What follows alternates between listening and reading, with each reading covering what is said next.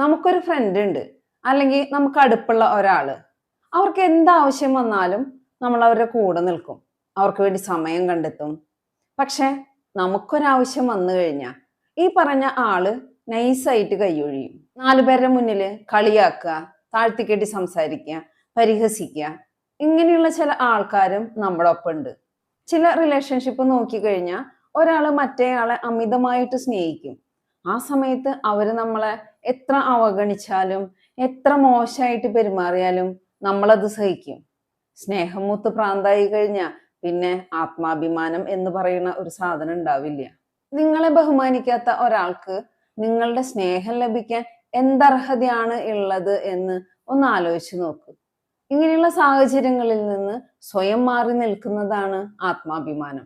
ഭയങ്കര ഈഗോയാണ്, ഭയങ്കര അഹങ്കാരിയാണ്, ഇങ്ങനെയുള്ള പേരൊക്കെ നമുക്ക് കേട്ടുന്ന് വരും.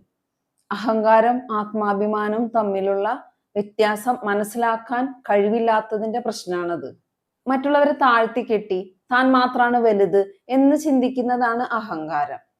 തന്റെ വാല്യൂ മനസ്സിലാക്കി തനിക്ക് വിലയില്ലാത്ത ഒരു സ്ഥലത്ത് നിന്ന് മാറി നിൽക്കുക. എന്നെ ചവിട്ടി മെതിക്കാൻ ഒരാളെയും ഞാൻ അനുവദിക്കില്ല എന്ന് തീരുമാനിക്കുന്നതാണ് ആത്മാഭിമാനം.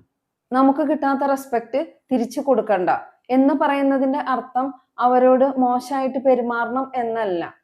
നമ്മൾ ഒരാളെ ബഹുമാനിക്കുന്നുണ്ടെങ്കിൽ നമ്മുടെ വ്യക്തിത്വത്തെയും നമ്മുടെ നിലപാടുകളെയും റെസ്പെക്ട് ചെയ്യാനുള്ള ബാധ്യത അവർക്കുണ്ട്. മറ്റുള്ളവരുടെ ഇഷ്ടത്തിനനുസരിച്ച് ജീവിക്കുക, മറ്റുള്ളവരെ സന്തോഷിപ്പിക്കാൻ സ്വന്തം ഇഷ്ടങ്ങൾ മാറ്റിവെക്കുക, ഇതൊക്കെ സ്വയം നഷ്ടപ്പെടുത്തുന്നതിന് തുല്യാണ്.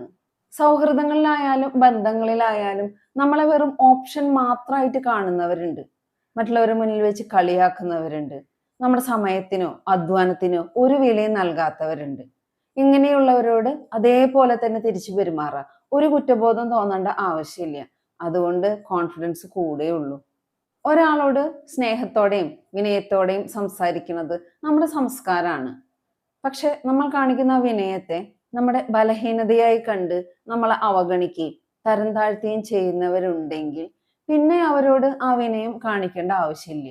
നമ്മളെവിടെ നിൽക്കണം, മറ്റുള്ളവർക്ക് നമ്മുടെ ലൈഫിൽ എത്രത്തോളം ഇടപെടാം എന്നൊക്കെ തീരുമാനിക്കാനുള്ള അവകാശം നമുക്ക് മാത്രമാണുള്ളത്. നമ്മൾ വീടിന് ചുറ്റും മതിൽ കെട്ടണില്ലേ, അത് തൊട്ടടുത്തുള്ള ആൾക്കാരോടുള്ള ദേഷ്യം കൊണ്ടൊന്നല്ലല്ലോ, നമ്മുടെ സേഫ്റ്റിക്ക് വേണ്ടിയിട്ടല്ലേ. അതുപോലെ തന്നെയാണ് മനസ്സും. അതിന് ചുറ്റും ഒരു അതിർവരമ്പ് വേണം. ഒരാളോട് സ്നേഹത്തോടെ പെരുമാറാം, വിനയത്തോടെ സംസാരിക്കാം. പക്ഷെ നമ്മളെ വീണ്ടും വീണ്ടും അവഗണിക്കുന്ന ഒരു സ്ഥലത്ത് തല കുനിച്ച് നിൽക്കേണ്ട ആവശ്യമില്ല. മറ്റുള്ളവർക്ക് നിങ്ങൾ എപ്പോഴും അവൈലബിൾ ആയി നോക്കിയേ, നിങ്ങളുടെ വാല്യൂ 0 ആയിരിക്കും. 100% ഷുവറാണ്. റെസ്പെക്റ്റ് ഇല്ലാത്ത സ്ഥലത്ത് നിന്ന് മാറി നിൽക്കാൻ തീരുമാനിച്ചാൽ തന്നെ ജീവിതം മാറി തുടങ്ങും. ആത്മാഭിമാനം ഒരാളുടെ മുന്നിലും വിട്ടുകൊടുക്കരുത്. സ്നേഹിക്കുന്നവരെ തിരിച്ച് സ്നേഹിക്കാം. അവഗണിക്കുന്ന സ്ഥലത്ത് നിന്ന് അന്തസ്സായിട്ട് മാറി നിൽക്കാം. ജീവിതം ഒന്നേ ഉള്ളൂ. അത് ആരുടെയൊക്കെയോ ഇഷ്ടങ്ങൾക്ക് വേണ്ടി ജീവിച്ചു തീർക്കാനുള്ളതല്ല. വീഡിയോ ഇഷ്ടപ്പെട്ട സപ്പോർട്ട് ചെയ്യാൻ മറക്കരുത്. പുതിയൊരു കണ്ടന്റുമായി അടുത്ത വീഡിയോയിൽ കാണാം.